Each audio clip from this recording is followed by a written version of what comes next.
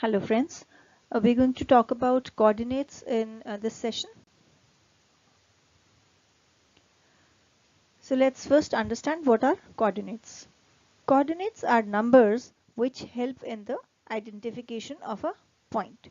So now let's take an example that I draw these 2 points. Now how do I differentiate between these 2 points in terms of their position? Now how do I specify that this point is at this point at this place and this point is at this place? How do I differentiate? Now that is done using a set of numbers called coordinates. For identifying a point on the number line, we need just one number along the positive and negative sign, along with the positive and negative sign to indicate the position of the point. Now let's see, we have a number line. This is 0, this is 1, this is 2, and so on. And here we have -1, -2, and so on. Now supposing I make a point at this position. Let me use a different color. Okay, so I put a point here. Now if I want to tell the position of this point on the number line, the only thing that I need to tell is 1.5. Now that means that if I say 1.5, I clearly indicate only this point on the number line. It cannot be any other thing. If I mark the point here, then it is -2. So a minus or a plus indicate which side of 0 it is, and the value indicates the position of the point. So now just giving this one number tells me the position of the point on the number line. If there was no number line, then 1.5 does not suffice. Now if we talk about a plane instead of a number line, we need two numbers to specify the position of the point. Now if we take this plane, then if I want to mark any point, just by saying 1.5, 1, 2, anything, if I just give one number to it, I will not be able to specify the position of the point. So in a plane, I will need two numbers to specify the point, the position of the point. So a plane is basically a two-dimensional surface. So we take two axes. The horizontal one we call the x-axis and the vertical one is called the y-axis. So if I say this point is 2 towards the x and 3 towards y from the point where x and y intersect, I can specify the position of this point. So I need two numbers to indicate the position of the point in a plane. Now this point of intersection is called the origin and is normally represented by O.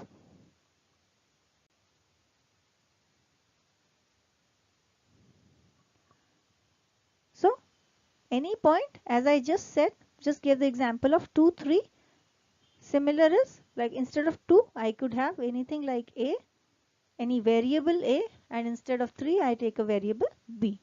So the point will be specified by AB put in the round brackets, and this is called the coordinates of the point in a plane. So A is the x coordinate point. So it says distance from the origin towards x. And B is the y coordinate point specifying its distance from origin in the y direction. So A specifies the position along the x-axis, B specifies the position along the y-axis. So if we talk about this graph, now if I take this point, now if we see, it is 5 on the x-axis and 5 on the y-axis. So this point will be shown as 5, 5.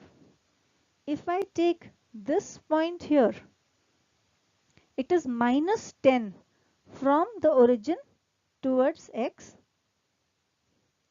This is the origin, the intersection of x-axis and y-axis, and it is minus 5 towards in the y on the y-axis. So this point becomes minus 10 minus 5, and this is a norm to write x in the first position and y after that.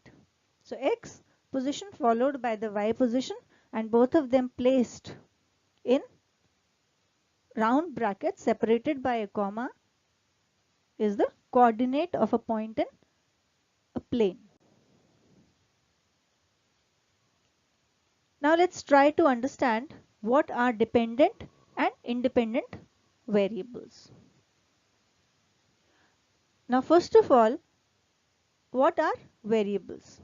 Variable, as I just mentioned, that if we take the point as 2, 3, then it is a fixed point with x coordinate as 2 and y coordinate as 3. So this is a fixed point. If instead of 2, 3, I had written a, b, I am saying this is a variable point where a can take any value and b can also take any value. So this point now represents a point where we can specify the values differently. So a variable is any quantity which can vary in value. So a is a variable in this case and b is also a variable. Now variables can be of two types: dependent variables and independent variables.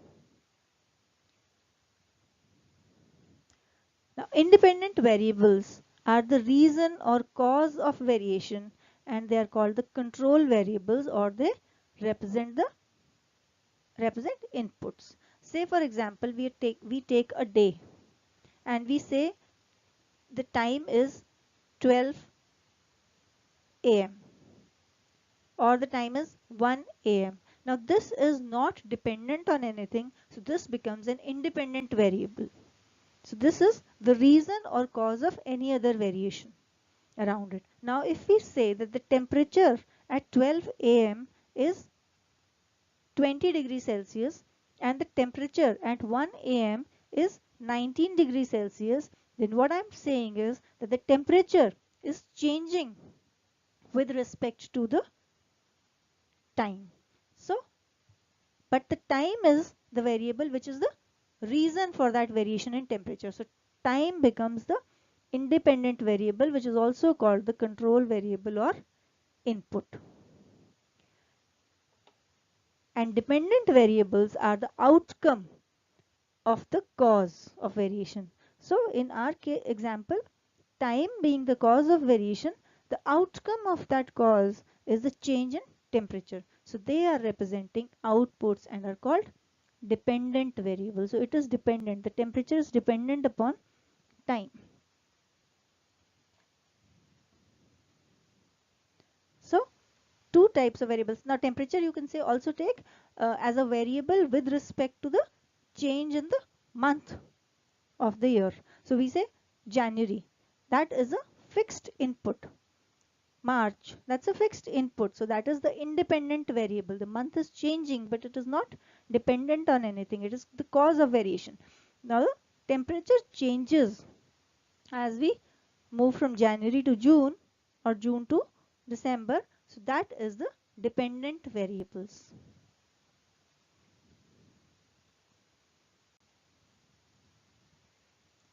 Now let's see how do we plot the variables on the graph. The relation between the independent variable and the dependent variable are pictorially represented through graphs. So we say one thing is independent, which is the cause of the variation, and the other variable is dependent upon it and is changing by changing the cause. So that becomes the dependent variable. Now both of these, how the variation in between these two dependent and independent variable can be represented through graphs. Conventionally, now if we talk about a graph, conventionally we take the independent variable, which is the input, we take that on the x-axis. And y-axis is used to represent the output, which is the dependent variable on the y-axis. Now we need to choose a scale for both axes before plotting a graph. Say for example, we want to take on the x-axis, we want to take the number of chocolates that we want to purchase, and on the y-axis we want to take cost. So now the cost will change depending upon how many chocolates do I want to buy. So the chocolate becomes the independent variable and is taken on the x-axis, and the cost on the y-axis. So we need to take a scale. Now supposing one chocolate is for 10 rupees. So I'll mark the number of chocolates as 1, 2, 3, 4, and on the cost side, I'll decide the scale to be 5, 10 instead of 1, 2, because I know that the cost is always going to be in the multiples of 5s. So I take the scale on y-axis as a multiple of 5. So that is why we need to decide on the scale to be taken on both the axes.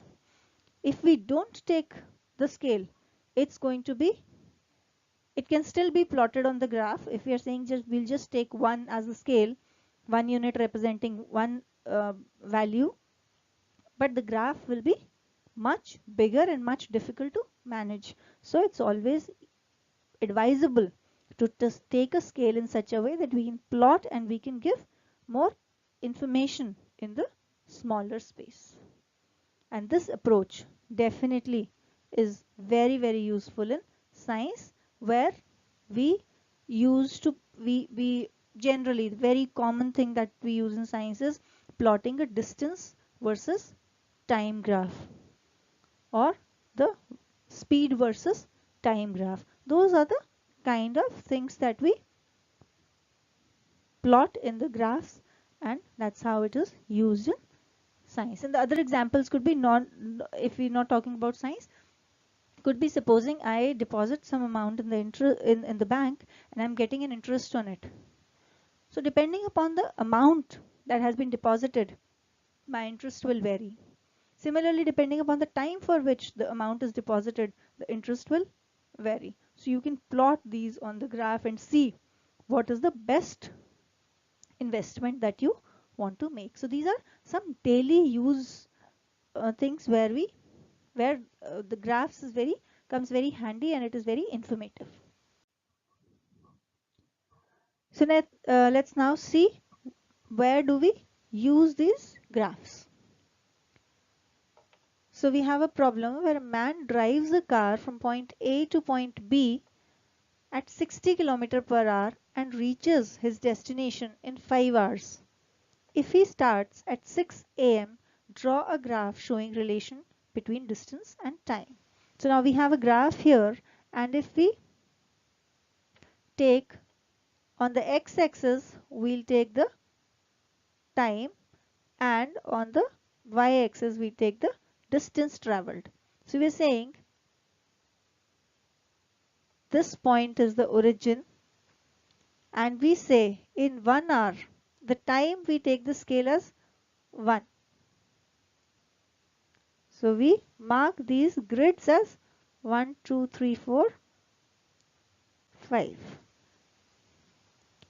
And on the y-axis, we take the scale to be a multiple of 60, because we know the speed is 60 km per hour. Now for me to take the scale of 1 on the y-axis will not make sense, because it will become too difficult to manage and too huge.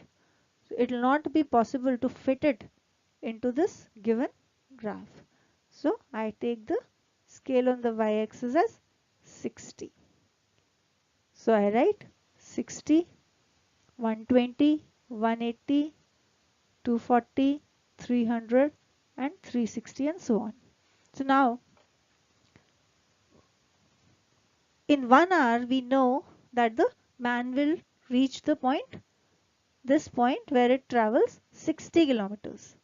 In 2 hours, the man would have traveled 120 kilometers. In 3 hours, the man would have traveled 180 kilometers. In 4 hours, the man would have traveled 240 kilometers. In 5 hours, 300 kilometers, and that's where the journey ends because he's reached his destination in 5 hours. So if I have to plot this graph, the relation between distance and time, I will join these points. This is gone a little away from the points, but if I see, this is how it'll go, a straight line.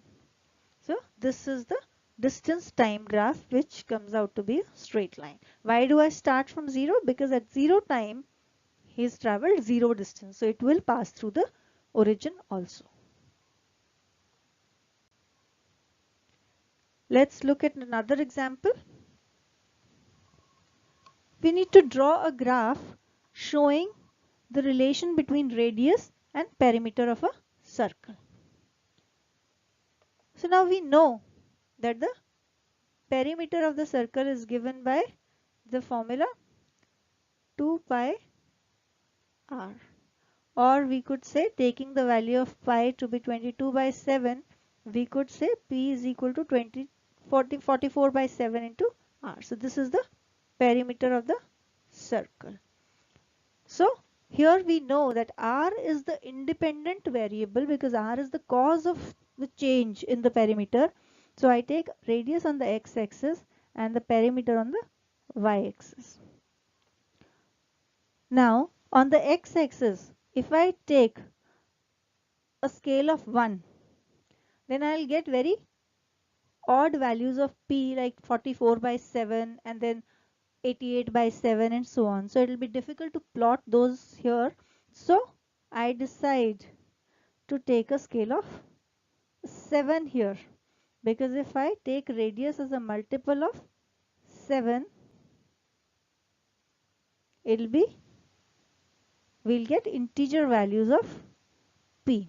So I take these 4 values of r and we can continue with this. And on p, I get multiples of 44. So I can take 44, 88, 132, 176 and so on. So now I draw the points as, if r is 7, p is 44. If r is 14, p is 88. If r is 21, p is 132, and for r equal to 28, it becomes 176. So these are the 4 points and we can join them, all these points together, and of course if r is 0, then we're getting p is 0 because then there's no circle. So this is the straight line that we get here. So we're saying perimeter of the circle is varying linearly with the radius, and it is varying like this. We could also take on y-axis, instead of 44, if you want to take it multiple of 22, we could do that also, or 11, multiple of 11, then also we can draw it.